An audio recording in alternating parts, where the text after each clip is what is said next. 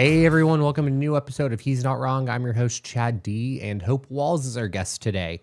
You might have seen her pop up on your TikTok feed. You might know her as former vice president nominee Tim Walz' daughter from the 2024 campaign. But after today's episode, I hope you get to know her as a fierce Democratic voice and an ally who is fighting to make sure people stay engaged, motivated, and hopeful about where we're headed.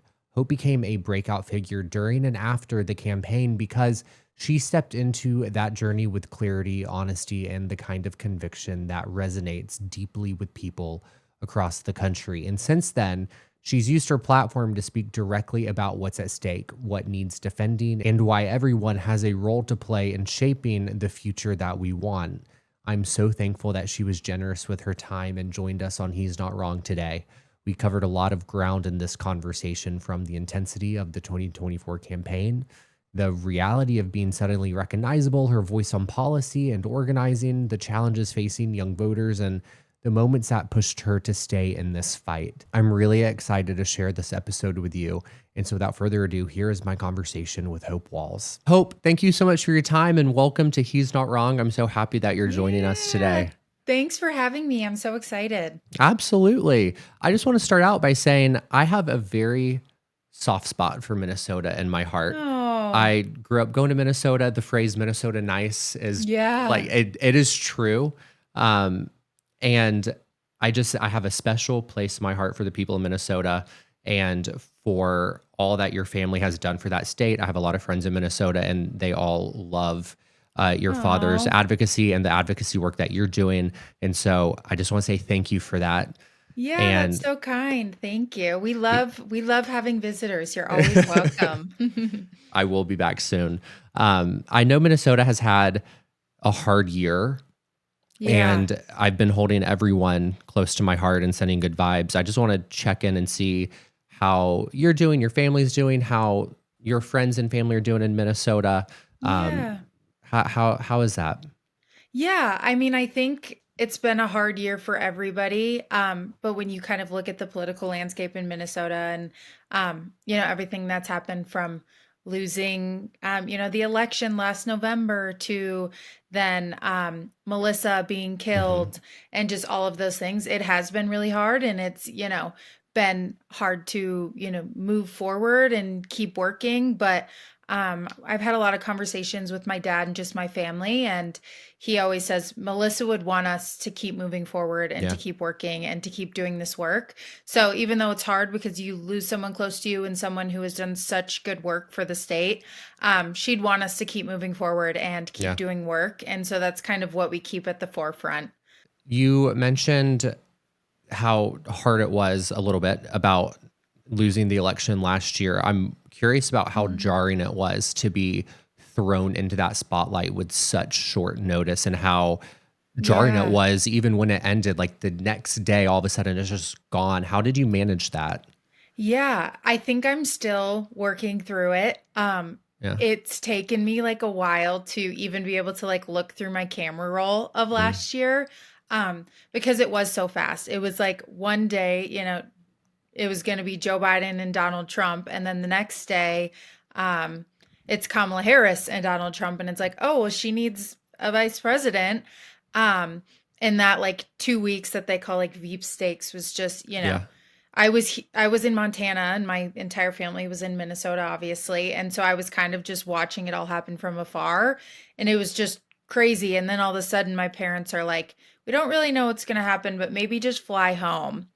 And then I get home to Minnesota. And then the next day, like we get a phone call. And so it was just like, what the heck is going on? Like we Hmm. didn't really know what to expect. We weren't prepared for what to expect. It was like all of a sudden they're like, okay, your entire life's going to change in 15 minutes. Like their, staff and Secret Service will be here in 15 minutes. Then we kind of just got swept up in it and it was very much a whirlwind. Planes and trains and cars and, all the Yep. things. Um, but it was like it was amazing and I learned so much. And then yeah, like you said at the end, it was like we were in it and then all of a sudden we like got on a plane to go back to Minnesota and it was gone. And that was jarring as well. Um because there was like the infrastructure side of that, but then also like oh, Donald Trump's going to be president again. Yeah. That's horrifying. So I'm still very much working through it, I think, and like trying to figure out how I feel about all of it. But at the end of the day, it was probably the coolest thing I will ever experience. You've had a you've had a front row seat, I should say, to politics for a good part of your life with your dad's being a congressman and governor. I'm wondering what those experiences with him running for office and serving in office, how it differed from what this experience running for vice president was. Yeah, I've talked about this a little bit before, but it really, like, just the infrastructure of things and like the organization of things. When he was in Congress, we were driving everywhere, and it was, long days in the car. And even when he was running for governor, we would like drive to the top of the state and then drive back home, which was near the bottom of the state, like in the same day. But then obviously when you're on like a national level, it's like planes, and you're on like 3 planes a day. And every stop you get to, there's like this infrastructure of, Secret Service that your cars are all ready. And then there's the staff aspect of things. And there's people that are so knowledgeable on like niche issues wherever you're at, and they're all around you. And just like seeing how that worked was insane. And like, I still can't really wrap my head around the fact that it all worked the way it did, because I'm like, I don't know how anybody is like making this thing run. I have no idea. It doesn't make sense to me. And I know you're giving background insight, firsthand knowledge to that process. And I'm like, I don't get it. It's pretty amazing. Being so involved in that 2024 campaign, following your dad to all the campaign stops and doing the work that you did, what part of that process has inspired you to stay motivated, stay involved, and to stay engaged? Yeah, I like to say I saw the best of America, like on the trail. And we did spend most of our time in like the 7 swing battleground states. But we were all over the place, and like the people you meet and the places you go, I'd never been to a lot of those places before. And so that was like an aspect of things. I'm like, wow, this country is so vast and so beautiful. And like the people are, so vast and diverse and just wonderful. And so I think I, find hope continually by looking back and being like, there is good here, and most people are good, and it's everywhere. It's not just in one place. Like it is everywhere. Yeah. What is there a specific story or a specific person that you met on the campaign trail that their story has stayed with you today? Yeah. So we were in Asheville. It was before the hurricane. At this really, really, really cool venue. I think it was called was it Salvage Station or something? I should figure that out. But they ended up, sustaining a lot of damages. And we stayed connected afterwards with them. But regardless, we were at this venue, and it was like raining, but it was outdoors, and it was amazing. It was I would say it was one of my favorite stops. But we're on the rope line after, which means like after the speech, my dad goes and shakes people's hands, and sometimes I'd go along with him or just like hang out kind of near him. But people, they'd be like, "Oh, Hope, like, how are you? Like, we love you. We love Gus," like that sort of thing. Yeah. And there was a woman that was wearing like a hat that said like, "I'm voting for Gus's dad." And she was saying how like one of her children has learning disabilities or special needs, or however you want to frame that. And just seeing Gus and my dad, and how there's like someone who understands what it's like on the national stage and who is going to like fight for those kids, was so inspiring to her and gave her a lot of hope. And it like made me pretty emotional, like seeing that, woman who came to this rally to see my dad speak and just feel so hopeful for what the future can hold. It stuck with me. And it's, it's kind of become a whole family thing for us. And so it's really cool to see people support Gus as well. I'm like feeling a little emotional right now, because I'm thinking back to last year, and when your family stepped up to the plate and we learned about your dad being the vice presidential pick for Kamala. It was such a breath of fresh air, just someone that you can see yourself being represented at that national stage, just normalcy, kindness. Absolutely. And then obviously your brother at the DNC and you Yeah. supporting him with your hand on him and saying, that's my dad. I mean, I truly was watching from home and I had tears running down my face. It was the most Yeah. beautiful thing I've ever seen in politics that I can remember. And so it was a very hopeful time. Yeah. And that Absolutely. we had an opportunity when Kamala was here a few weeks ago. She had a book tour stop, Oh, and yeah. we were able to meet her. And Oh, that's awesome. yeah, it was amazing. And that feeling at that tour stop, meeting her, speaking with her, hearing her speak, it was the first time in a year that I felt that Mhm. hope that I felt Totally. seeing your dad on that national stage. Yeah. And I mean, that keeps me motivated knowing that that is Totally. possible. And she just feels presidential, doesn't she? Like her energy Yes. is like, yeah, I say the same about President Obama. Like if you're in a room with President Obama, you're like, oh, like this person is, yeah, like he's it. And I feel that with her as well. Yeah. I can only imagine. And we're only a year out from that. And I know Yeah. you're still processing things, you're still figuring things Totally. out. Um, what does your future in public service look like? Have you sculpted that out any? Yeah, I'm very much, I think, trying to figure it out. Um, right now, like where I live, there's a lot of work to do, but I also like love to ski. And so I'm ski Mm-hmm. instructing this winter, and I work at like a warming center, which is a homeless shelter, but we call it a Yep. warming center because we are open just at nighttime right now. Um, and like I love that sort of work because it's like real on the ground, like directly making a difference immediately. Yep. And that I think in times when things feel really tough, that feels good. And is good because it's a reminder that like the change comes from people like on the community level, on Yeah. like the human to human level. But I think going forward, I would like to go to grad school, but I'm like just because I love being in a school environment. Yeah. But I'm not entirely sure like where that would go. My dad is running for reelection, and so there's always the opportunity or possibility that I want to work on his campaign Yep. next summer and fall because we don't know what will, come after that. And so there's that. But I'm also still figuring out like how I want to use my social media platforms. And I Yeah. really love having my own platforms and being able to say and do what I want with that and not really have any kind of, stipulations or anything surrounding that. It can be entirely my own. And so I think like if it were up to me, I would continue to grow that and like do, work through that because it's Yeah. entirely my own. And I love that part of things. Yeah. There's a level of freedom that comes along with Totally. not having any kind of ties that can tell you Yeah, what to do on your social media. absolutely. You mentioned before that you've been in a room with President Obama. Yes. And when Obama was in office, you had the opportunity to go with your dad to Selma, Alabama, to Yes. march on the Edmund Pettus Bridge Mhm. during the 50th anniversary Yes. of that march. I'm from Montgomery. Oh, yeah. I currently live in Birmingham. So Oh, wow. growing up in such a historic place regarding civil rights, it's something that I've always held close to me. And Yeah. history nerd moment for just a second. In Montgomery, Dexter Avenue, where they ended the march from Selma to Montgomery, Okay. Martin Luther King Jr., his church is right there, that he was the pastor of, where they would meet in the basement and Yeah. strategize on their next move. The speech that he gave at the end of the march is at the bottom of the steps where the first Oh, Confederate wow. president took his oath of office. Okay.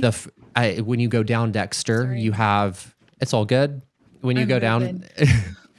when you go down Dexter Avenue, there's a building next to the fountain down there where that was the telegram that started the Civil War was sent from Oh, that building. wow. And next to it is a fountain where, or Ella Fitzgerald and F. Scott Fitzgerald, when he was writing Great Gatsby, when he Oh, finished, okay. they played in that fountain. So that area, There's so much. Wow, I didn't know all of that. That's it is crazy. so much. You have the birth of civil rights. You have the beginning of Yeah. the Confederacy that was quite literally in opposition to anyone having rights and Yeah. freedoms all in one place. And so I'm used to it. It's something that Yeah. I found interesting when I was little, but as I grow up, it's just that's home. So I always find it interesting to hear someone's perspective who is not from that area, what that Yeah. experience was like for you. Yeah. I mean, I was young and I think, but I was old enough to like understand the weight of it. And my Yeah. parents were pretty intentional with like bringing me when they did, because it was something they did in Congress, like I want to say almost every year. It was led by John Lewis, Yep. who, any like for congressional families, like John Lewis like was the person. Like you get introduced to him and my dad's like like you need to be on your best behavior right now. Like this is he is like the pinnacle of like what an American is. Yeah. So, he did that like almost every year. And so they were very intentional for the year they brought me. Um, and I will still tell people we went to a church service down there and it was the best church service I've ever been to. Like the singing, it was just amazing. It was Yeah. moving. But just the whole experience, it was with there was some other of my friends that came along. It was heavy, right? Because being from, Minnesota and like a northern state, you learn about this stuff in school, but it's not as like it's not right there. You Yeah. feel a little bit disconnected from it. Hmm. Um, but when you're down there, you can just kind of feel it, I think. And just be like, wow, like this is real. Yeah. And we're still dealing with things today. It's kind of like also a wake up call in that way. Like there's still issues to be dealt Yep. with. And walking across that bridge was just like, I don't even really have words for it. I still think about it a lot. It was breathtaking, I think. It's wild to me that a place that secured so much freedom for so Yeah. many is the same place that is like actively helping lay the blueprint that is taking those freedoms away from people. And I Yeah. say that because Alabama truly like leads the pack on like testing the waters to see Yes. what they can get away with and then other states follow. And it just is mind blowing that this is the same place that Yeah, gave birth to absolutely. civil rights. Absolutely. But then, there's hope there because if it happened once, it can, happen Yeah. again and continue to happen. Yeah. I'm going to have to remember that. I can get very deep in my thoughts, and that's a Totally. good refresher. Uh, you've been very vocal since the election Hmm. about what's at stake for everyone, and you've used your platform to share your thoughts and to call out the freedoms that are being threatened and are being taken away. And you're informing people in a way, myself included, that we feel Hmm. included and we feel empowered in the Yeah. process. And you have a voice that has clear, like no debate. It has resonated with people. Hmm. Did that come natural for you? Was that difficult to get in that rhythm, or did it just like something clicked and it just Yeah. happened? Yeah. Well, I think immediately after the election, I saw like people grieving. Yeah. Um, and I was grieving, and I'm like, okay, well, I should just post a video and like tell people what's going on because this is, it's a really scary time. And I was so close to everything that went down.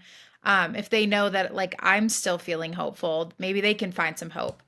And so I, posted my first video and then people really resonated with it. And so I Hmm. just kind of kept posting and it's now like evolved into me having this pretty big platform, which wasn't really ever something I expected.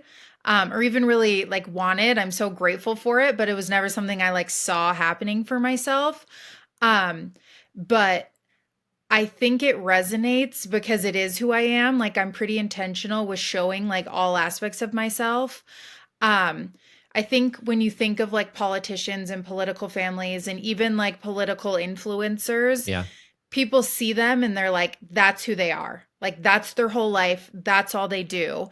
And now politics is your whole life, right? Because Yep. everything you do is influenced by politics and is political, but you're not just going to be talking about policy 24/7 Yeah. or, a certain politician 24/7. Like people are multifaceted and like diverse in what they do. And I think by showing that, it brings people in like, oh, I don't have to know everything about everything. Like Yep. I can be passionate about this and also like have to go to work and do my job and just want to buy groceries for my family. Like you can do all the things. And I think by me showing that I do all the things, maybe brings people in, at least that's the hope, and makes it like a normal thing to talk about and to advocate for. With everything going on, and I think, and I calling myself out, perpetuating just like a doom scroll cycle Yeah, it's of hard. just trying to keep up. It's overwhelming, and it Yeah, seems almost near impossible to make an impact or even know where to begin, because totally. knowing where to start, I think, is the hard part, especially with Yeah. how much information is coming at us, how much is coming out of the Hmm. White House. It's just very hard to get a Yeah. grasp on one thing, because once you get a grasp on it, it's on to the It next. changes totally. So, like, I want us to map this out from your perspective. So, Yeah. someone finds your content, they feel fired up, they feel inspired by what you're saying, and for all intents and purposes, you give them hope, literally. Yeah. Yeah. Where should they start if they want to make a real impact? Where would that starting point be Yeah. from your expert opinion? Yeah. Yeah. I always say, like, do the work in your community, Yeah. especially in times like this when everything on the national scale feels so intense and insane. Um, so like, donate food to a food bank or go volunteer at a homeless shelter. I know from experience we always need help. Um, go volunteer to like take tickets at a high school sports game. Like just get in your community and do that work, because that is where change starts. Yeah. And it's especially hard right now because I think a lot of times when you see things on the national level, you're like, "Oh, it doesn't necessarily affect me." But now we are seeing how it is affecting everybody with like the cut of SNAP and stuff, like being at the shelter. There's a lot of people very worried about that. Yeah. Like that was a scary thing this past month. And like was directly affecting people. And like there's a lot of anger over like stuff with like Medicare and Medicaid Hmm. and whatnot. And so it's even hard sometimes in those spaces because you're seeing how these things on the national level are affecting your community, but being in it and like doing work to make people's lives better, like on that day, in that moment, is so empowering, and it builds community. And like at the end of the day, that's what we have, and that's what's going to get us through the next 4 years and beyond. And so just like, get in it and like do it. Maybe start coaching like a Yeah. peewee, soccer team. Just it's little things like that. You don't have to like, get 500,000 followers on TikTok and do some like crazy stuff. It really is like the base, like small things that are going to build up to something bigger. Yeah.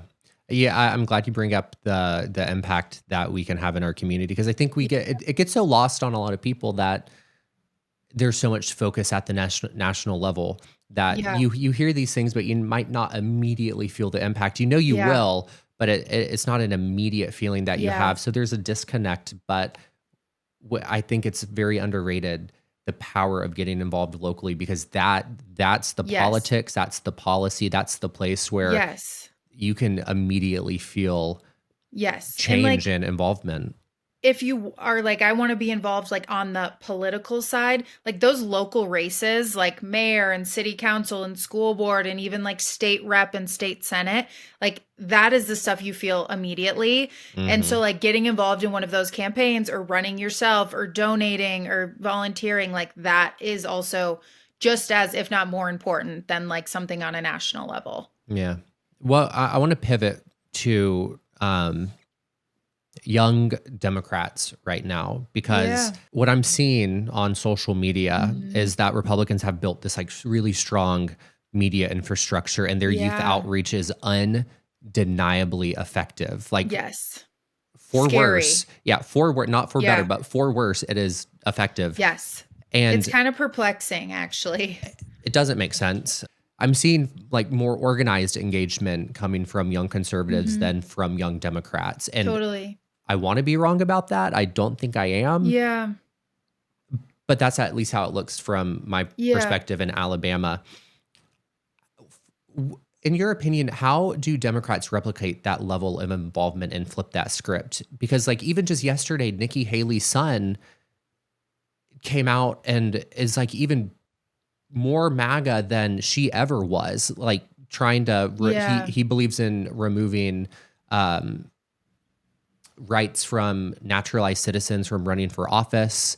He Mm. believes in fully ending legal immigration right now. Like Oh, it yeah. really There's something scary. to be said about like young men and what's kind of happened with that. I always like to say, like, as long as there's somebody like below you, a lot of people feel comfortable. So, like, you see, you know, quote unquote, like poor white people, as long as there's somebody below them and there's Mm, someone to blame for their issues, like things seem to be okay in their lives. I don't really know like what it must be some like human psychology thing. Like as long as you're not like the bottom of the totem pole, like people seem to be able to like, you know, get away with being hateful and feel okay with that. yes.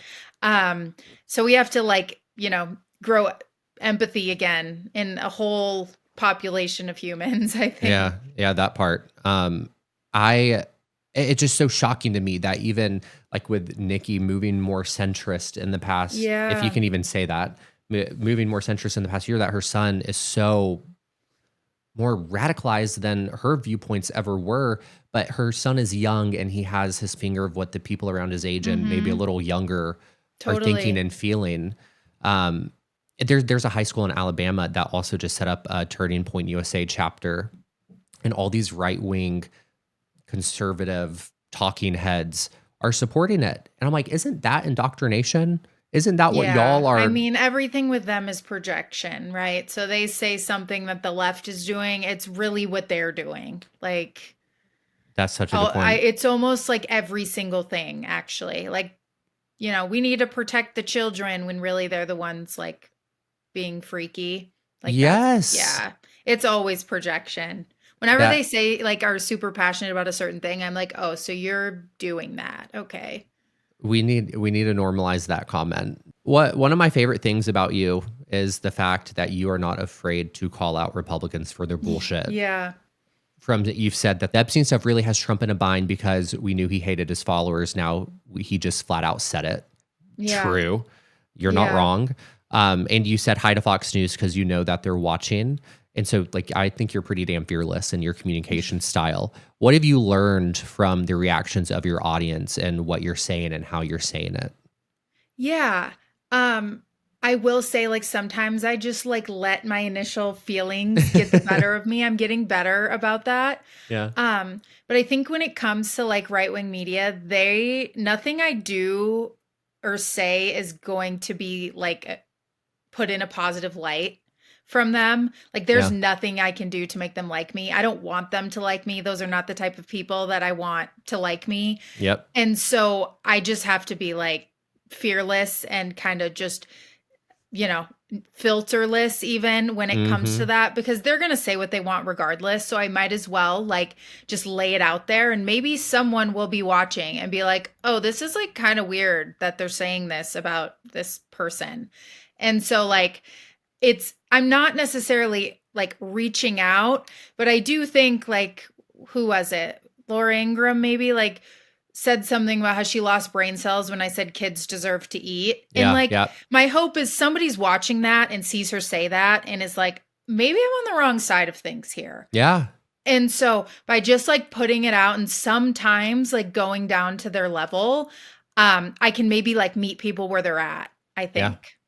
Yeah, for sure. Yeah, and like it's no secret that the Democratic Party it does have a messaging problem, Yes. and we don't need to go into that, but policy I think can be really hard for some people to follow Yes. sometimes. And you, Well, you it's not accessible in any yeah, way.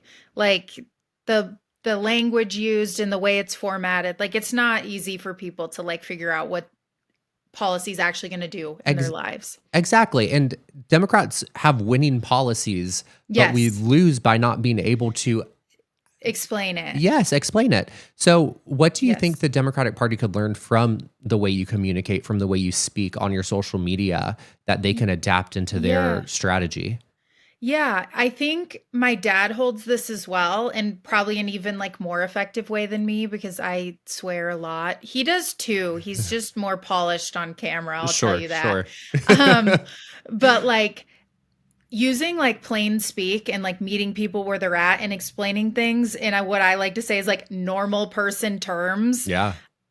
goes a long way. We saw like in New York City, laying out policy and telling people what it's going to do in their lives is an effective messaging strategy. You don't really need much more than that. We don't need to blame anybody. We don't need to, just be against something. Like we can stand for things because those things are popular. Yeah. We just have to like lay it out in like a simple way that the regular person can understand. I think when people say like, the left is elite, like, and they have a lot of elitism, that's not necessarily wrong because you see a lot of these, like establishment people and they talk in a way that's like, okay, you're a robot. Like Hmm. this is kind of freaky. But just like talking to someone instead of talking at someone will do wonders. Yeah. And I think having like a lot of different voices from a lot of different communities doing that is the key. I don't think we need like one person. I think we need a lot of people. And whether it's like social media people or, journalism or actual like politicians, I think we need it all. And everyone just needs to like, just say it. Just, this is where we're at and this is what we're going to do. And we are unapologetic about it. I will say, I started the He's Not Wrong podcast and the Yeah. social media behind it earlier this year. And having you as an example to look up to and how you communicate and how you're just Mhm. real with people, like truly did make me feel like, okay, I can be unfiltered in my Yeah. in my I think words we as have to well. be. Yeah. And see, I think as you said, seeing other people do it will encourage other people to also be unfiltered in their commentary and what's right and Totally. just.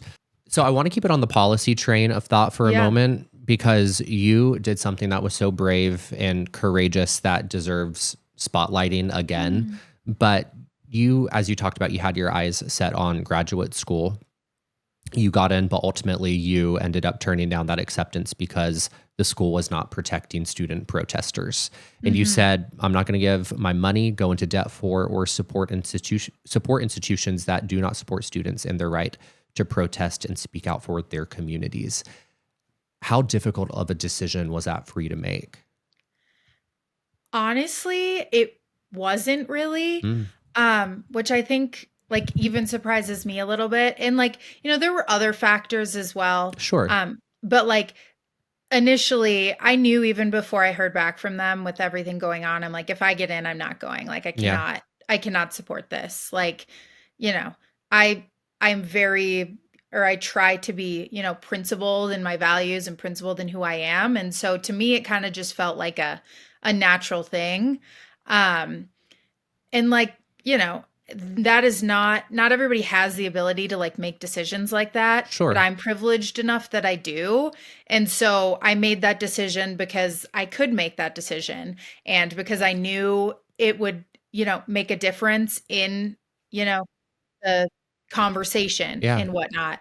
So I was very aware of kind of where I was at in that moment. And it felt pretty easy to be honest, which Wow. like I just said, like that surprises me a little bit, but I think it's a testament to the way I was raised. Yeah, it's a testament to your character. It's a testament to how strongly you believe in your beliefs and Yeah. your values, and it's commendable. Did anyone reach out to you on social media after that decision was publicized, thanking you or saying I'm gonna Yeah. follow in your footsteps? Yeah, I mean, there was quite a few people that was like, I'm a current student at this school and I'm really disgusted by what they're doing and like thank you for standing up Yeah. or like I'm kind of making the same decision or I'm sort of thinking the same thing. There was more than I thought. And that was really cool to see that it was like, it's not just me, it's like it's many people and that's the thing. It has to be many people in order to make a difference. Hmm. And the fact that I can like be a face in that at all is pretty cool, I think. Has that school contacted you trying to get you to reverse that decision? No, I don't think they even really like know. I just, I didn't well, actually, I did say when I said I wasn't going, I did write a strongly worded letter. But no, because I'm sure they were getting a lot of that at that moment. I'm sure. I'm sure. You spoke a little bit about it earlier, but What does that grad school path look like for you going forward? Do you still want to get a graduate degree that's focused on policy? Is it Yeah, just something so on the I was back burner right now? initially going for my MSW, my master's in social work. Um, I'm not entirely sure that that's the path I'm going to go Yeah. anymore. Um, and I don't, I'm not entirely sure like what I would do. And I'm not letting myself go to grad school until I'm like, this is what I want to do because it is so expensive. And like Yeah. at that point last year, I was like very content to get my MSW. Like that's what I wanted to do. And then I think, everything came up and I'm like, I'm not supporting this institution. And I think it was kind of a wake up call for me. Like I need to reevaluate things just with the state of the world. Mm-hmm. So I may go back and do my MSW. Otherwise, there's a lot of other options and I'm not like entirely sure the direction I want to go. I've also had conversations with people and I don't think I necessarily need another degree to maybe do the things I want to do. And so Yeah. like that's something I'm trying to, reckon with as well. I got my master's in public administration. Yes, that's an option as well. I've been thinking about that. I mean, one thing, and I've talked about this in previous episodes, but like Yeah. the one thing that stuck with me was its emphasis on like local economic development and how adding a sidewalk in your community, just making your community Yeah. walkable, like supporting that public park is an act of economic development that attracts families and businesses. And so Totally. I wonder what my viewpoints would be regarding policy on that front with economic development if I didn't get my MPA. But I definitely I respect how you're approaching higher education because I was just one day like, why not? It's COVID. Why not apply and just do it? COVID changed a lot of things as well. There is a video that you posted, and I will say I proudly reposted it. I shared it with all my friends and family, and it's when you called out Kate Max for her White House visit. And we don't need to get into our thoughts about normalizing or platforming anyone in this administration than they already are. But something that I do want to talk about and get into is that you said running is a privilege. Yeah. Having access to resources and communities that support running is a privilege. And so I want to talk about that privilege aspect for a moment. Yeah.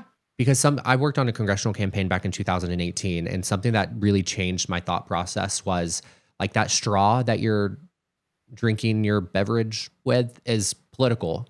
Like it's the oil and gas industry, it's the environment. It's like all these things, like you drinking with a plastic straw is a political act. So I just want you to unpack the running as a privilege. Yeah.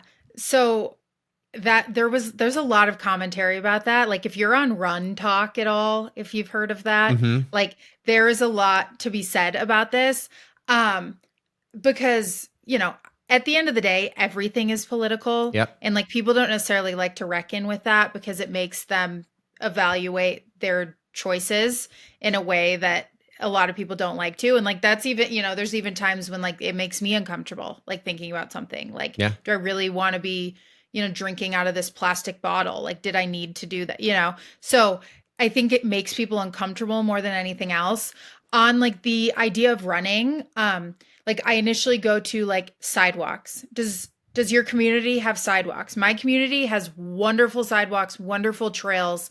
A lot of them are connected. Some of them are paved. Some of them are, hard pack. Yep. And that allows people to safely get out and run. You think about a community that lives right next to an interstate and there's no sidewalks. How is someone expected to safely run? Right. And that connects to what you were just talking about. Like putting in a sidewalk is development. And it's the same with like, the running thing. Like people need a safe place to run.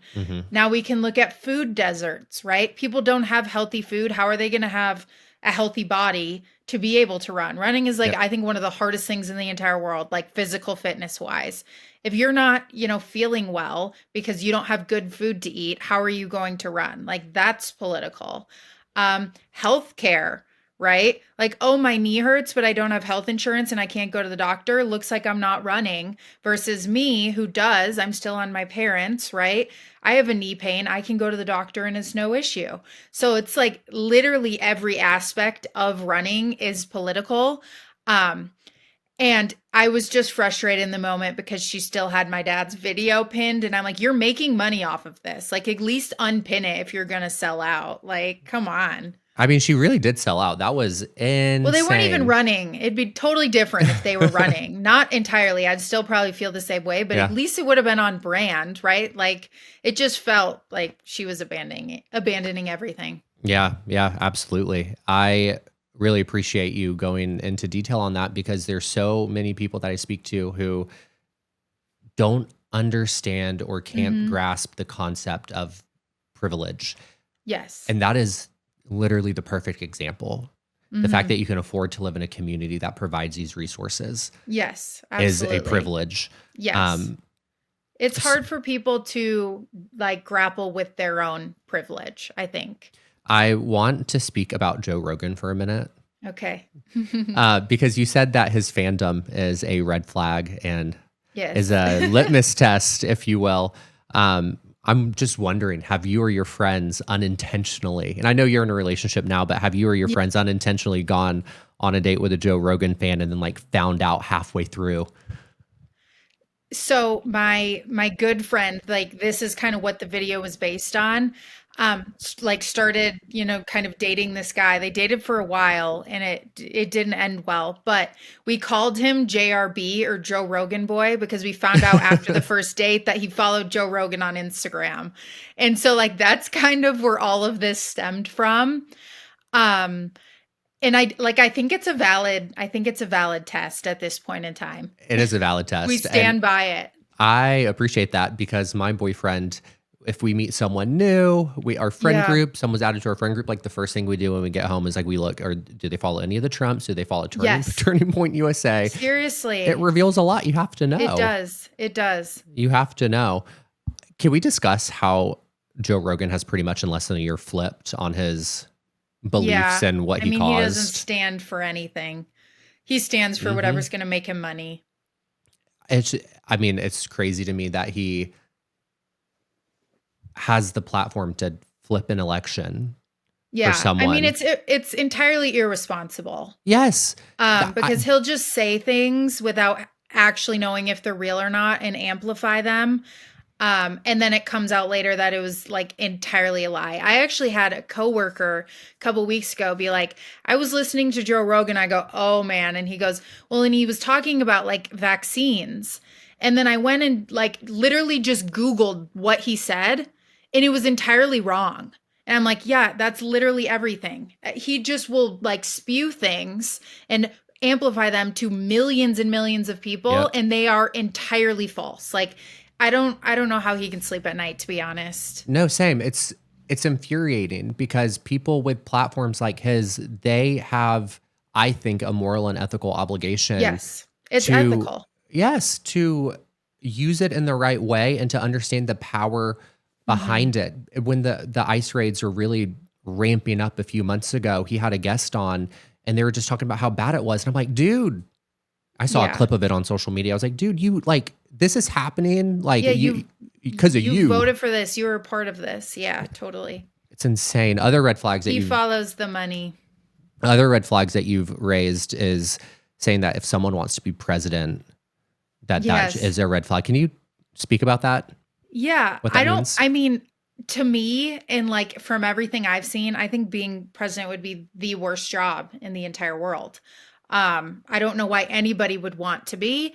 And I think just generally like wanting power versus wanting to like do good work is a red flag. And like you can do good work in so many ways. You don't have to be president to make a difference, right? So when you see people like, and I'll say anybody, both sides of the aisle, that it's so clear that everything they do is to set themselves up to be president, I'm like, that is a red flag because that's not coming from an authentic place. That's coming from a place where you want to be president, not you want to make the world a better place. Yes. One thing that, and I know that red flag is on the presidency, but I think it can be translated to other political offices as well. One thing in Kamala's book that she talked about was the decision-making process and how she interviewed your dad and how he stood out Yeah. from the rest. And it was just so refreshing that he went into that process caring about her staff, wanting to support Kamala and the American people. And there was like no ulterior motives, Yeah. none that she could even pick up on. And it's like, that is someone who deserves that office because they want to hold it for the right reasons. And I think there's so many people right now who we can look Yes. to who are in office for all the wrong reasons. Yeah. And like I can say that kind of read on him was entirely true. Like based off of conversations with him during Veep Stakes, during the campaign, afterwards, even, just knowing him, like that was the case. And it was pretty cool to see other people like see that and pick up on that. Because that is who he is. So that was like a fun thing for me to like see and like have him kind of get some recognition for like just wanting to do good work for people. I mean, I don't even know your dad, and reading that, I know that's true. Like, it's Yeah. just, it's undeniable.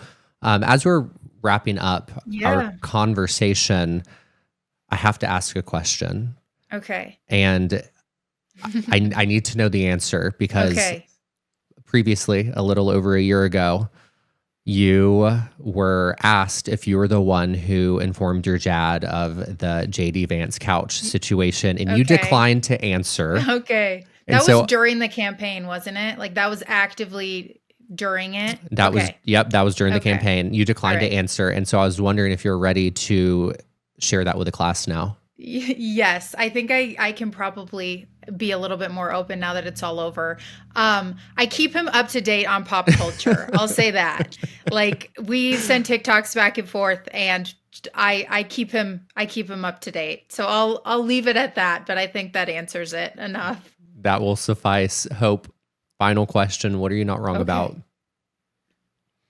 Oh, olives are the best food, the best snack. Olives, just stuffed with just about anything. Feta, blue cheese, peppers, garlic, all of it. Taking a step further, Kalamata olives are superior.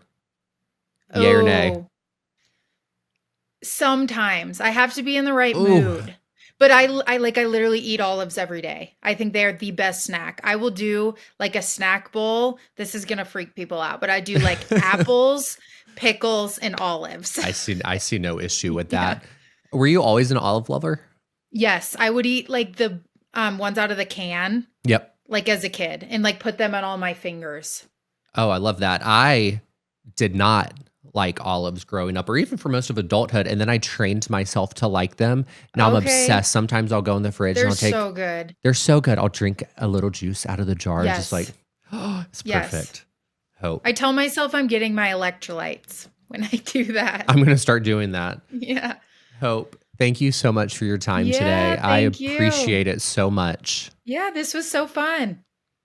I want to thank Hope again for coming onto the podcast and for her time. I truly cannot wait to see what the future has in store for her. I also just want to say right here that I am not wrong that Guatemala olives are the superior olive, and I stand by that statement.